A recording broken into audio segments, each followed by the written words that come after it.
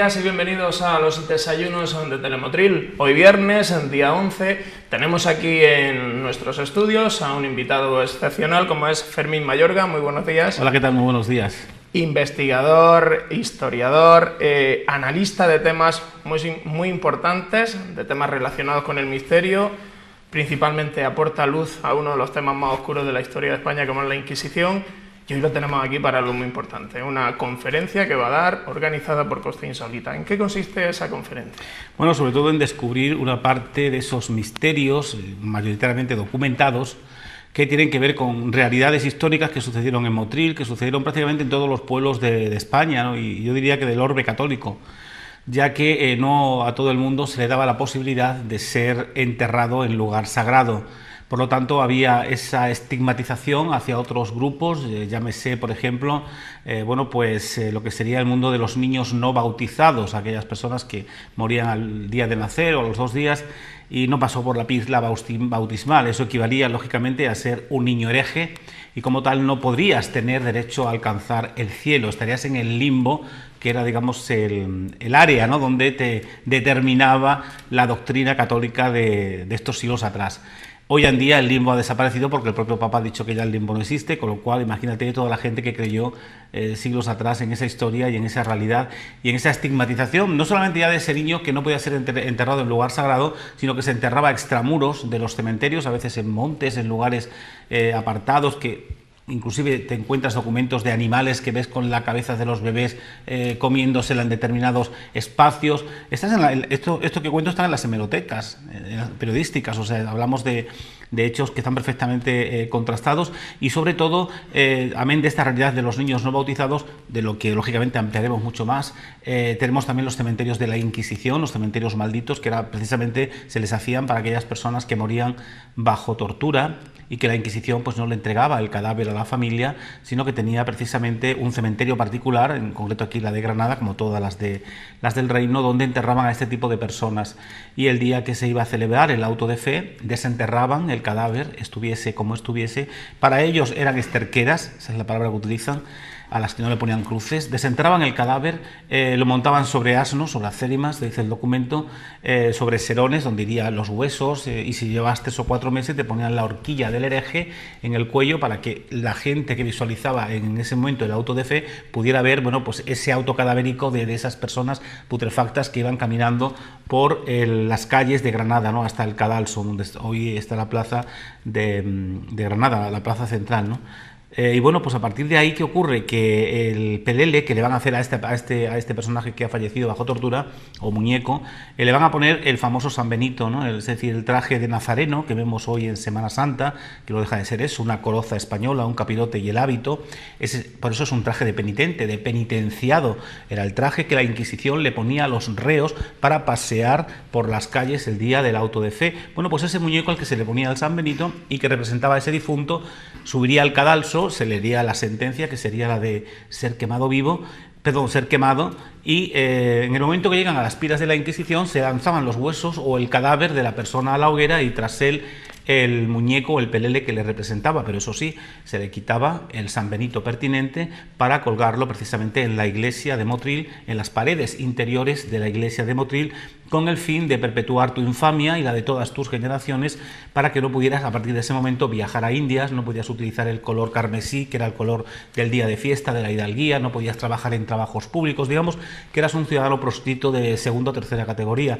Y a partir de ahí, lógicamente, la misión de un templo, en este caso, pues era eso, ¿no? La de, con ese San Benito humillando públicamente a familias de Motril o de otros pueblos del país, se convertían esos templos en todo menos en un lugar sagrado. Eran verdaderos humilladeros públicos con ese tipo de atentado contra la honra de miles y miles de ciudadanos españoles que, por pensar muchas veces de forma diferente, pues tuvieron que sucumbir ante las garras, ante las fauces del Santo Oficio. Hablamos de judaizantes, hablamos de moriscos, hablamos de hechiceras, hablamos de brujas, hablamos de sodomitas, etcétera, ¿no? Por lo tanto, esos cementerios malditos dentro de la Inquisición serían estas esterqueras, estos lugares donde se lanzaban estos cuerpos, se enterraban sin cruces y sin nada, porque eran personas que no se habían desviado de la línea del crucificado, pero sobre todo que no le dio tiempo a reconciliarse y la Iglesia entiende que es un hereje en potencia que hay que quemar.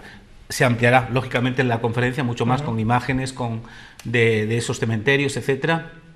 Y luego también hablaremos de los cementerios de las brujas, porque también estas mujeres, al estar estigmatizadas, la justicia civil, que va por otro lado, a veces también se encargaba de condenar a estas mujeres, a las brujas, y tampoco podían ser enterradas en lugar sagrado.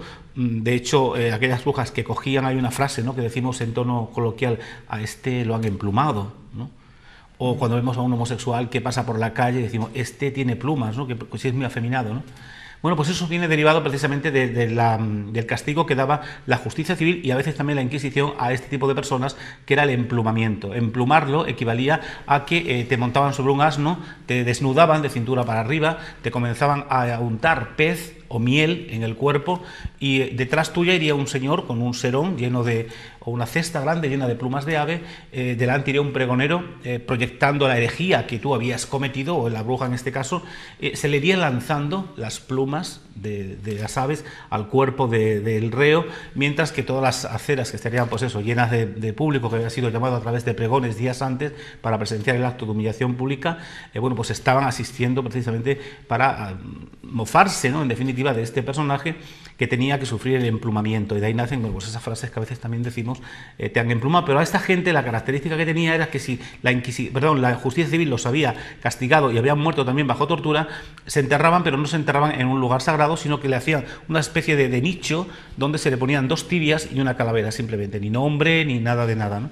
Y desarrollaremos mucho más dentro de la conferencia esta realidad del mundo de las hechiceras y brujas que murieron también bajo la justicia civil, y cómo eran este tipo de cementerios, o por ejemplo el de los suicidas, ¿no? Es decir, las personas que se ahogaban, las personas que se colgaban, a veces las tenían 15, 20 días también en el árbol, en la encina o en el árbol que fuese, para que sirviese de ejemplo al resto, porque además eso ya estaba humillando de alguna manera a la propia familia también, ¿no?, el mantenerlo ahí esos 15 días, y quería que sirviese de catequesis, de ejemplo al resto de la ciudadanía, para que no cometiesen ese tipo de errores, porque la vida, quien te la podía quitar era Dios, y tú no te podías adelantar ante bueno, pues esa misiva que se lanzaban desde los púlpitos de que el único que tenía ese derecho era el Todopoderoso y no tú, para quitarte la vida. Por lo tanto, si lo hacías, estabas cayendo en el error de acercarte más a las orillas del príncipe de las tinieblas que realmente al mismísimo Jesucristo, ¿no?, en este caso, donde también a este tipo de personas, una vez que se le descolgaba después de los 15 o 20 días que estaban, por ejemplo, en el árbol, y algunas de las brujas que además utilizaban elementos, sobre todo la soga del ahorcado o el semen del ahorcado, bueno, pues la parte de las partes pudendas, ¿no?, se la llevaban para hacer sus determinados ungüentos. A estas personas pues lo lanzarían, como lanzaron en su día también al primer estigmatizado dentro de lo que es la cultura cristiana, al primer, digamos, díscolo desde el punto de vista de la cultura romana de la época, del Imperio Romano, que fue Jesús de Nazaret. Recordemos que el primero que va a sufrir una tumba maldita va a ser el propio Jesús de Nazaret, porque una vez que lo crucifican, los romanos, a través de la ley Julia, que era la ley que contemplaba realmente cómo se tenía que castigar a un sedicioso, era lanzarlo a la fosa infamia. La fosa infamia era una fosa común donde se enterraban a este tipo de personas, a los sediciosos. Estoy hablando del Jesús de Nazaret, del Jesús histórico, no del idealizado, el divinizado, el que después, ya 40 o 50 años después,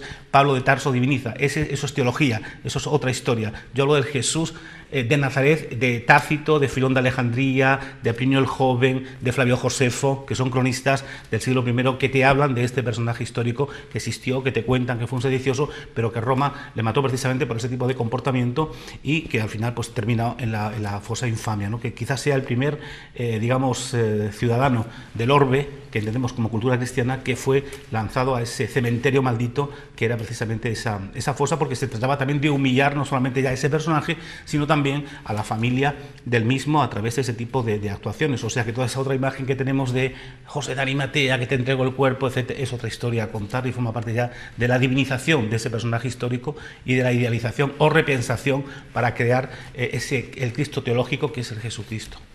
Como todos los actos de Costa Insólita, es un acto solidario. La entrada es 1 kilo de alimentos que va al banco de alimentos. La cita es a las 8:30 en la casa, en el Centro de Arte José Hernández Quero.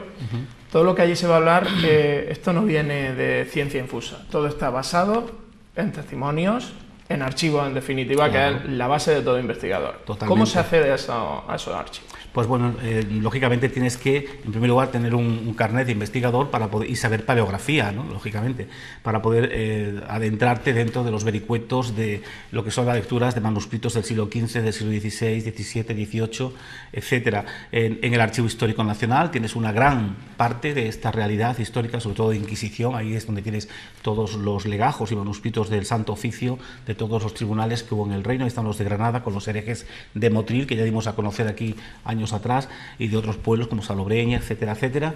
Y luego también tienes la Biblioteca Nacional, donde también hay muchísima documentación, tienes Simancas, etcétera. Y luego también, bueno, pues muchísimos, archivos parroquiales, ¿no? Donde también te encuentras a veces este tipo de actuaciones de cómo el sacerdote, pues, tiene una pequeña, digamos, trifulca, ¿no? Con el padre o los padres de un determinado niño que piden que se bautice y se niega a ello, y ahí te encuentras casos de personas que incluso tienen al bebé 3, 4 días en su casa putrefactándose y no saben qué hacer con ello, porque lo que no lo quieren es enterrar en un campo donde saben que las alimañas se lo pueden destrozar, ¿no? Hay gente que incluso llegan a enterrarlo debajo de sus propias camas en las casas, ante esta realidad evidente de que entendían que ese niño al no ser bautizado no tiene derecho a llegar al cielo, ¿no? Y por supuesto mucho menos a ser enterrado en lugar sagrado. Usted no para nunca de investigar, lo conocemos de participaciones, de colaboraciones en programas, sobre todo de divulgación de misterio, de divulgación de historia.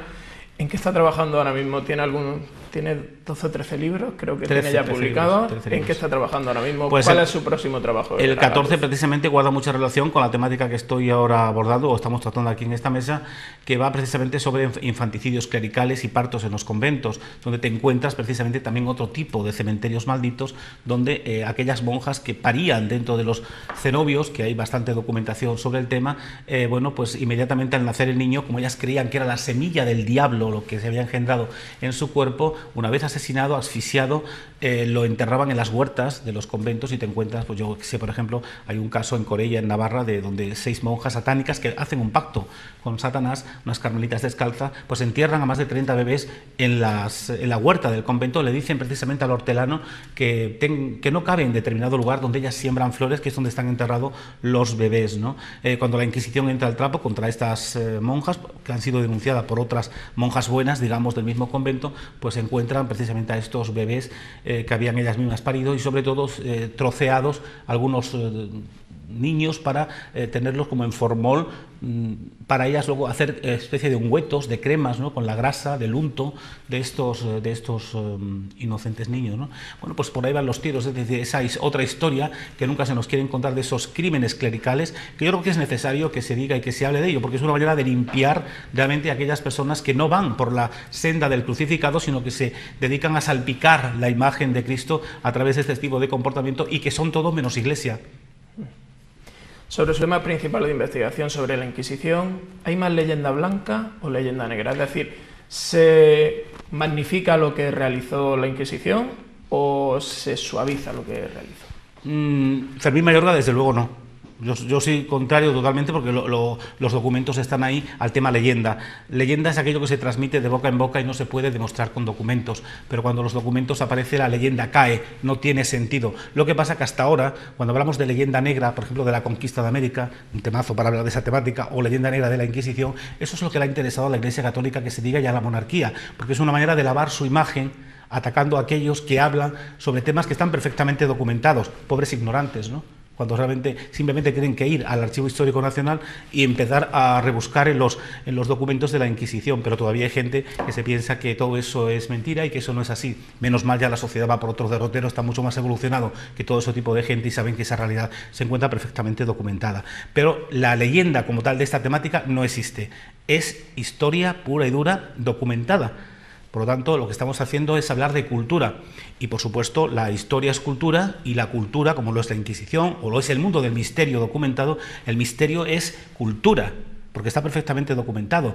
La cultura no es enemiga de nadie, y cuando la transmites a través de este tipo de actos, como puede ser una conferencia, o lo que estamos haciendo aquí ahora mismo en esta mesa, es transmitir cultura, conocimiento, abrirle la mente a la gente, que no vayan como los burros con los cabrestos puestos mirando solamente hacia adelante. No, hay que mirar también para los lados, porque si no estás cayendo en un pozo sin fondo, ¿no? Hay que abrir la mente, y eso se abre precisamente con el conocimiento, con la sabiduría, y ahí la encuentras precisamente, ¿no?, en estos lugares donde están insertados con letra de inquisidores, pues hechos tan emblemáticos como los 18 o 20 herejes, personas de aquí de Motril, que fueron condenadas por la Inquisición por pensar de forma diferente, ¿no? Usted es extremeño, importante zona para el misterio, para la magia, importante zona para investigar, y es donde empezó usted a investigar, ¿no? Importante Extremadura, yo siempre digo que por suerte no está explotada turísticamente, pero pasar allí 10 o 15 días te cambia la vida. Sí, totalmente. Cualquier rincón de Extremadura te vas a encontrar un potencial mistérico tremendo, pero ya no solamente mistérico, sino a nivel romano, con Mérida a la cabeza, lógicamente, tartésico, cantidades de lugares, de dólmenes que hay perfectamente, arqueológicamente estudiados, ¿no?, y que pueden ser perfectamente visitados, amén, por supuesto, de temáticas como estas que estamos contando a nivel de Inquisición, ya que allí también estuvo el Tribunal de la Inquisición de Llerena, donde, por cierto, mucha gente de la zona, pues sobre todo de la zona de Sevilla, pues fueron condenados, huían de la Inquisición de Sevilla o de la Inquisición de Granada, y te los encuentras condenados luego en Extremadura, ¿no?, sobre todo en Mérida. Hay un grupo importante de la zona de Dúrcal, no sé cómo se llama esa comarca en concreto. El Valle de Lecrín. El Valle de Lecrín, justamente, donde los moriscos que fueron expulsados de aquí del Reino de Granada, pues van a ubicarse precisamente a Extremadura, y ahí te encuentras pues cantidades de ellos, bastantes diría yo, que fueron condenados y quemados por la Inquisición de Llerena, ¿no?, porque siguieron practicando de alguna manera el Islam a escondida dentro de sus alcobas, en las alcobas de sus casas, como si fueran verdaderas sinagogas, ¿no?, mezquitas, donde ellos desarrollaban pues la circuncisión de los niños, desbautizaban a los niños, ¿no?, que es esa famosa frase que decimos de romper la crisma, ¿no?, que ya conocéis muy bien porque lo hemos repetido más de una vez aquí en Motril, ¿no? Por lo tanto, estamos hablando de historia. El misterio es historia, es misterio, es cultura, y no es cosa de locos, ¿no? Eso es lo que le interesa muchas veces verte a aquellos que realmente están locos porque no entienden que este tipo de historia perfectamente esté ahí documentada. Hablar de Inquisición no es hablar de locura, es hablar de historia. No es hablar de algo irreal, estratosférico, no, es hablar de temas que sucedieron en este país, que están ahí, y aquellos que no lo quieran ver como histórico es que desde luego no han evolucionado, y a estas alturas lo que nunca debemos ser es cómplice de la gente que no ha evolucionado. Pues no hay tiempo para más. Fermín Mayorga, muchísimas gracias por haber venido, y como usted dice, quien se haya quedado con ganas de más, tiene una cita esta noche, esta tarde a las 8:30, en el Centro de Arte José Hernández Quero, donde podrá conocer los cementerios malditos. Muchísimas gracias por haber venido. Gracias a vosotros, muy amables. Y a ustedes les emplazamos ya la próxima semana, donde volveremos con los desayunos de Telemotril. Muy buenos días.